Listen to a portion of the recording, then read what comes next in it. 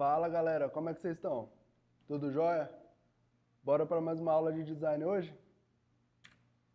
Vamos lá estudar a nossa narrativa interativa. No episódio anterior, o que a gente viu? Estudou os diálogos, a riqueza dos diálogos na história, né? Então a gente estudou a função, as práticas e estudou um pouquinho sobre consistência, né? Porque a gente tem que manter um diálogo consistente durante o jogo inteiro, porque senão nossa narrativa fica quebrada. Hoje a gente vai falar um pouquinho, bem rápido, sobre a complexidade na tradução de um jogo, né? Primeiramente, a gente tem que olhar o quê? Os aspectos culturais e históricos. Jogos muitas vezes incorporam elementos profundamente enraizados em uma cultura específica, incluindo idiomas, costumes, piadas, referências históricas e normas sociais. Traduzir esses elementos sem perder seu significado ou impacto pode ser desafiador. Um exemplo muito bom é o Assassin's Creed.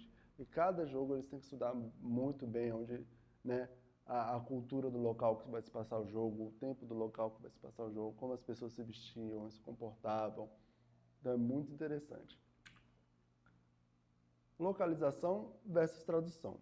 O que isso é? A localização envolve adaptar o jogo para o público-alvo, o que pode incluir a alteração de conteúdo para se adequar melhor às sensibilidades culturais, normas sociais ou expectativas históricas da audiência. É muito comum a gente ver essa, né, tradução sendo mais regionalizada em animações de comédia ou animações infantis. E assim, tem uma galera que prefere assistir dublado exatamente por causa dessa regionalização. As piadas serem as nossas piadas, o contexto ser o nosso contexto e não só o contexto da região que criou. Outro tópico são os diálogos e escolhas. Em narrativas interativas, onde os diálogos e escolhas são fundamentais, como a gente viu na aula anterior, a tradução deve preservar a intenção original e o impacto emocional, garantindo que as escolhas permaneçam significativas e coerentes em diferentes idiomas. Então a gente tem aqui um exemplo que é a nova onda do imperador. Lá no comecinho do filme, quando começa, a gente já vê que tem uma tradução ali que foi regionalizada, né? Onde fala que odiou o cabelo, falou que a menina chupou limão porque tá com a cara feia, a outra é jaburu, jabucreia, jaburanga e por aí vai. Então, a gente tem que, quando for traduzir um jogo ou entregar em diversas línguas, a gente tem que ter essa consciência que cada local, que cada povo tem sua cultura, seus costumes, suas preferências. Então a gente tem que dar uma estudadinha antes de entregar esse material. Outro exemplo aqui são os nomes dos personagens dos Incríveis. Por exemplo, Senhor Incrível vira Mr. Incredible. Mulher Elástica não vira Elastic Woman, vira Elastic Girl. Flash ele não vira Arrow, vira Dash, né? Se desce. Violeta é Violet, aí até vai. E Zezé, que é o bebezinho, é o Jack Jack. Então tem algumas diferenças que a gente aplica na tradução, né? Que regionalizam, que deixam mais fazendo parte ali daquele povo que está sendo apresentado. Então eu dei exemplo de filmes, mas a gente tem muito disso em jogos também, onde a gente usa a tradução de alguns nomes, por mais que a regra da tradução seja não traduzir nomes, mas a gente traduz nomes para deixar aquele conteúdo mais, gerar um calorzinho melhor no cocoro aí, no coração. E outro exemplo aqui a gente tem Final Fantasy XIV, onde o vilão, ele é traído por um outro vilão. Então, isso gera um diálogo dele meio que reclamando do outro, né? Ele fala, Lahabrea, damn you, Eskian. Eskian é a raça desse outro vilão. Só que no original japonês, ele só fala, Lahabrea Kisamaka, tipo, maldito Lahabrea, entendeu? Não tem essa pegada aí da raça e tal. Então, o conteúdo ali foi adaptado para tentar passar essa emoção a mais. Passar essa raiva que o vilão estava sentindo. Entendimento profundo do contexto original.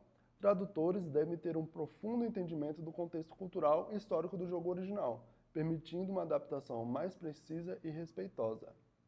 Então, Se a gente vai fazer um jogo igual o Ghost of Tsushima, que passa no Japão feudal, então a gente tem que estudar um pouquinho do Japão feudal, das culturas, dos costumes, de como as pessoas falavam, às vezes resgatar, se der, né, gírias, jargões, para a gente poder usar no nosso texto. Porque senão o diálogo ali, a tradução, ela fica meio perdida, parece que fica meio fora do escopo do jogo, entendeu? Fica meio quebrado, fica meio estranho. E as práticas que a gente pode ter para fazer uma tradução mais adequada. Colaboração com os criadores. Trabalhar de perto com os criadores do jogo pode ajudar a garantir que as nuances culturais e interações narrativas sejam fielmente preservadas na tradução.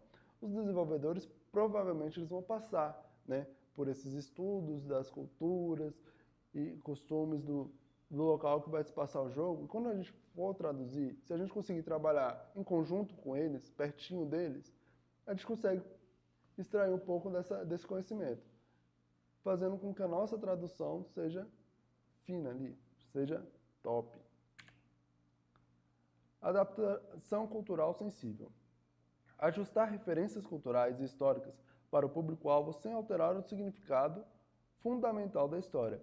Isso pode envolver a substituição de piadas, provérbios, contextos específicos por equivalentes no idioma-alvo que mantenham o efeito desejado.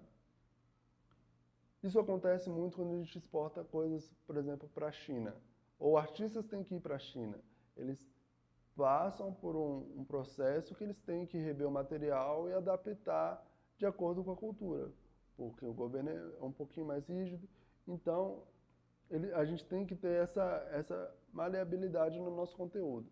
Se a gente for criar um conteúdo voltado para o Japão, também a gente tem que estudar como é que é a cultura, como é os costumes, se isso é bem visto, se não é bem visto lá, se isso tem o mesmo efeito que tem aqui, vai ter lá. Então, a gente tem que tomar esses pequenos cuidados e adaptar para a cultura. Assim como quando a gente traduz, os dubladores, os tradutores traduzem o filme para a gente também tem que ter esse cuidado quando for traduzir para lá. Testes com falantes nativos. Envolver falantes nativos do idioma-alvo nos testes do jogo pode ajudar a identificar e corrigir problemas de localização, garantindo que o jogo seja tanto culturalmente respeitoso quanto engajador para o novo público. Isso é muito importante, porque quando a gente estuda uma língua, geralmente a gente estuda a norma culta, jargões, gírias, a gente vai aprendendo por filmes, por séries. Então é sempre bom a gente ter alguém que fala, um falante nativo, porque ele vai estar sempre atualizado nesses jargões, nessas gírias, e ele vai conseguir passar para a gente se o texto está, né, fluido, está coeso, ou se ele está muito quadradão, normal, né, na forma normal ali dele. Consistência e claridade. Manter a consistência terminológica e garantir a clareza dos diálogos e escolhas traduzidas para que todos os jogadores, independente do idioma, possam experimentar plenamente a narrativa interativa. Então, a gente tem que manter uma consistência. Por exemplo, se a gente usa um tipo de gíria para um personagem, a gente tem que tentar manter essa gíria para esse personagem. Porque se na língua nativa do jogo é feito dessa forma, na tradução também tem que ser feita dessa forma para que o jogador que esteja jogando na outra língua tenha a mesma experiência do jogador jogando na língua nativa. Vocês conseguem entender? Conseguem visualizar?